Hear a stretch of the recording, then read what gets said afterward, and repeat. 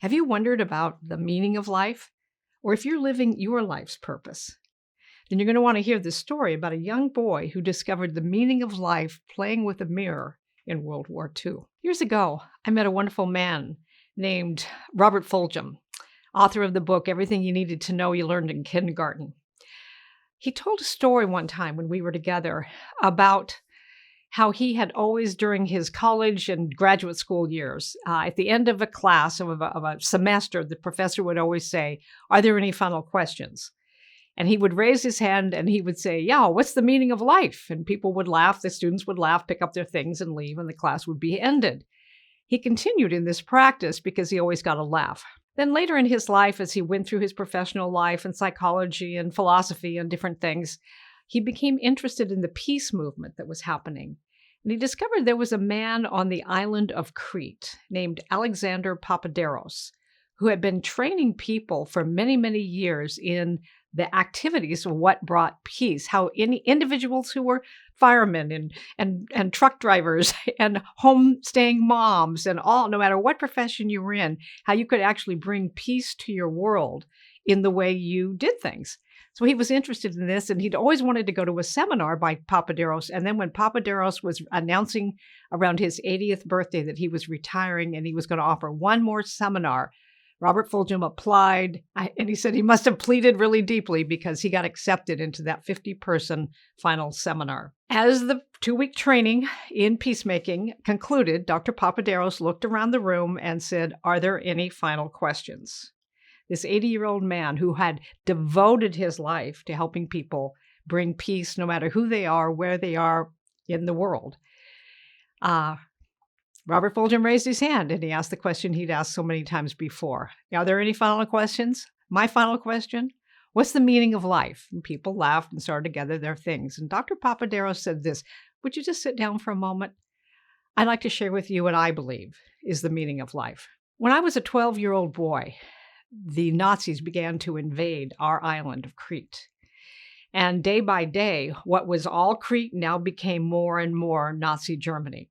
And my older brothers and their friends and the young men of our island were trying to defend this land from the Nazis and from becoming overtaken by the Germans. One day, as I was watching this happen, I was looking up and I saw the birds. And now there were fences around us, which on the other side were Nazi Germany, and on this side was still Crete. But I watched the birds flying over these fences, and they knew nothing about the distinction between this and that. I walked around the corner, and there was the remains of an ambush of a Nazi paratrooper who had been riding a motorcycle and evidently had been ambushed, and the motorcycle was crashed, and whoever he was gone. But I noticed on the ground there was the remnants of the rearview mirror on that motorbike, and it was all broken. Lots of the mirror was broken, some of it crushed.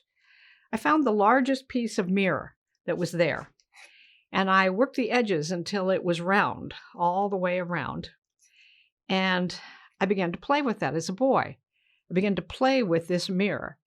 And I started to notice that if I held myself just right, I could get the light to reflect off that mirror and to shine under rocks. And ultimately, I recognized that if I held myself just right, I could shine light in any dark place. And over time, I got really, really good at it. And over the years, it occurred to me that that really is for each one of us, our life's meaning. In whatever way we believe we can bring light into the world, through our art, through our parenting, through our teaching, through our profession, through anything that we're doing, if we bring light into it. Because if we hold ourselves just right, we can do that. And he said, so peacemaking then is about learning, or giving your mission, giving your meaning to life is about holding yourself in alignment with what matters most to you. And Fulghum said at that moment, Dr. Papaderos pulled out his wallet, and in the very last seminar of his teaching life, he pulled out that mirror. And he held it in such a way that the light reflected from the window coming in and shined light right on Fulghum's folded hands. And then Dr. Papaderos walked over to Fulghum and handed him that mirror and said, "Now you go tell the story."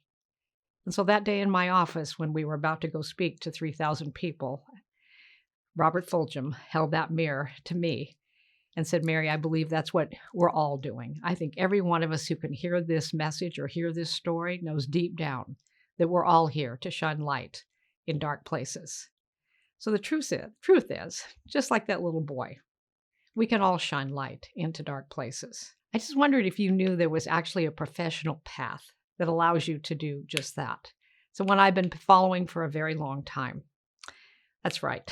Becoming a transformational life coach is actually a deeply fulfilling path where you get to live your life's purpose and shine light into other people's lives, enrich the lives of others, helping them overcome their challenges and achieve their most important and precious dreams. And your unique personhood, your background, your gifts are the perfect combination to uplift someone in need of help, shining your unique light into their world. It's like one of my certified and highly successful coaches, Felicia, once said, as a life mastery consultant, I quote her here, as a life mastery consultant, I get to do meaningful work and live a life I absolutely love. What's more important? I have a deep sense of well-being and faith in the goodness of the universe, regardless of what comes my way. And for me, that's priceless. And not only that, but when you decide to honor your life's meaning and fulfill your true purpose, I believe, and I've seen it before, the doors of your life burst wide open and you find more joy, more peace. You have a growing abundance that actually naturally flow to you because you're in the flow of life. You're in the flow of your purpose. So if some part of you is feeling called to create a meaningful impact in the lives of others and create a life of freedom and abundance while you shine your light in the world, if you've been thinking about starting a coaching business or igniting the one you already have, then I have a gift I created just for you. It's a completely free ebook that I wrote in which I show you how to set yourself up for success as a life coach. I walk you through everything you need to know to start or ignite your coaching journey so you can start living a life of meaning, embodying your purpose, and shining your unique light into the world. So inside the ebook, I reveal my insights of over 45 years as a transformational life coach. So you can actually propel yourself to success right from the start. You don't have to do everything I did to learn these things. And you can create a life full of meaning, one that you absolutely love and makes the impact you want to bring. So go ahead, click below and download it, and you can have your free copy and you can have it today.